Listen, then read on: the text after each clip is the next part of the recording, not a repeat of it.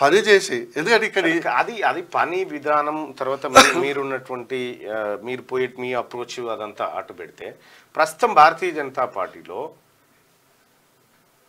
ముఠాలు తయారైపోయినాయి.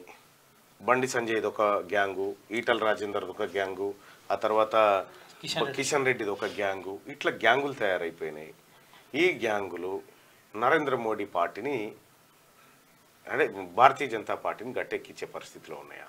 ఒకటి చెప్పనా, ఒక సినిమాలో డైలాగ్ ఉంది, అందరూ తాము గేమ్ ఆడతారు అని అనుకుంటారు, అసలు గేమ్ ఆడేటోడు పైన ఉంటాడు. అంటే ఏ రకమైన గేమ్ ఉంది అంటే వీళ్ళందరూ మూట గీట. ఇప్పుడు ఎట్లా ఉంటుందంటే బీజేపీలో అనామకుడిని కూడా పై స్థాయికి తీసుకురాగలరు.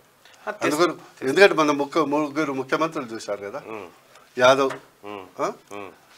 తర్వాత మన శర్మ అని అక్కడ, తర్వాత ఒక ఆదివాసీ ఎవరో మన దీంట్లో, అసలు వాళ్ళు ముఖ్యమంత్రి అయినట్టు వాళ్ళకే తెలియదు.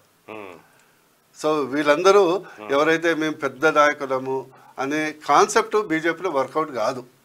బీజేపీలో పార్టీ లైన్లో పోవటమే వర్కౌట్ అవుతుంది. అయితే ఇప్పుడు అది కాకుండా ఇప్పుడు కేసీఆర్ చేస్తున్నటువంటి వ్యవహారాలు చూస్తూ ఉంటే కొద్దిగా భారతీయ జనతా పార్టీని ఎట్లా గెలిపించాలనే ప్రయత్నం భాగంగా ఒక విషయం, ఇక్కడ మల్కాజ్గిరిలో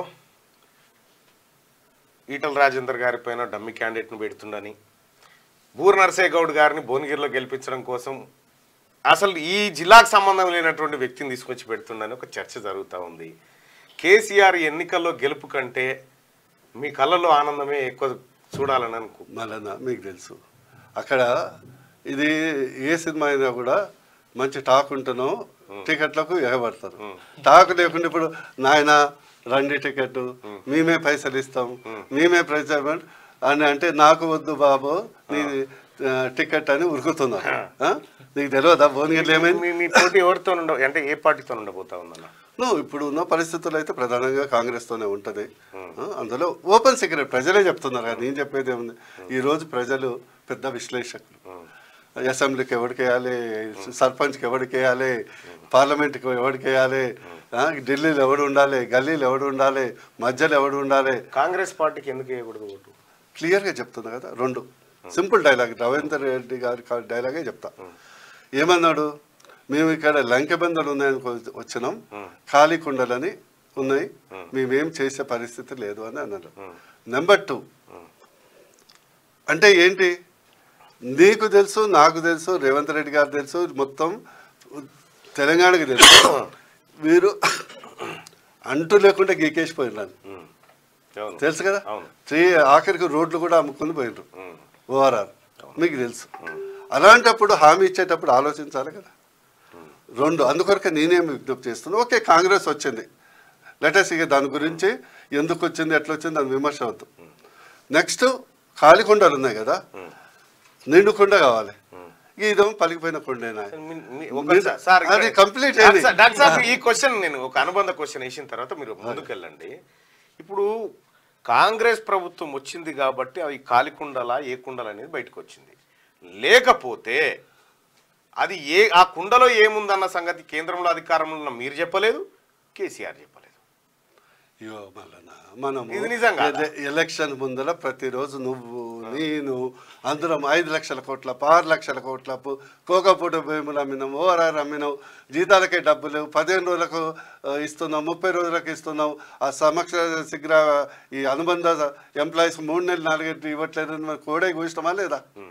లేదా ఆర్థిక క్రమశిక్షణ తప్పింది. అరే మొత్తం 66 ఏళ్లలో 66,000 కోట్లు అవుతుంది, 7-8 ఏళ్లలో 6 లక్షల కోట్లు అయినది కోడే కూర్చున్నాం. ప్రతి ఒక్కరికి తెలుసు. ఇది ఏంటంటే పవర్లోకి రావాలని ఏదో ఇచ్చారు. ఇంకోటి గుర్తుపెట్టుకోండి, హామీలే వీళ్ళకు మెడకు ఉరితాళ్ళు అవుతాయి. ఎందుకంటే అందుకొరకు నేను ఎప్పుడు ఒక ఉద్యమకారుని. ఫస్ట్ నాకు పార్టీతో పాటు Telangana development also most important. నేను పార్టీలో జాయిన్ అయినప్పుడు డాక్టర్ సాబ్ కాన్సే కంటెస్ట్ కడితే అన్నారు. ఎవరు? మోడీ గారు, సారీ నడ్డా గారు. సార్ నేను కంటెస్ట్ కొరకే నేను రాలేదు, కంటెస్ట్ అయితే అక్కడే ఉంటా కదా, కేసీఆర్ టికెట్ ఇస్తాడు మళ్ళీ నాకు. నేను కంటెస్ట్కి రాలే. 3 థింగ్స్. ఒకటి, మా యొక్క పార్టీలో మేనిఫెస్టోలో అన్ని వర్గాలకు, బహుజన వర్గాలకు పెద్దపీట వేయాలి. నెంబర్ 1. నెంబర్ 2 అందరికీ సమానంగా మీరు చూడాలి. నెంబర్ 3 మోస్ట్ ఇంపార్టెంట్, మీ గుజరాత్ని ఎట్లా చూస్తున్నారో దానికంటే అధికంగా తెలంగాణకు నిధులు ఇవ్వాలి. మీరు అడగండి, 3 పాయింట్స్ అడిగిన, మీరు ఎక్కడ కంటెంట్ చేయమంటే అక్కడ కంటెంట్ చేస్తారు.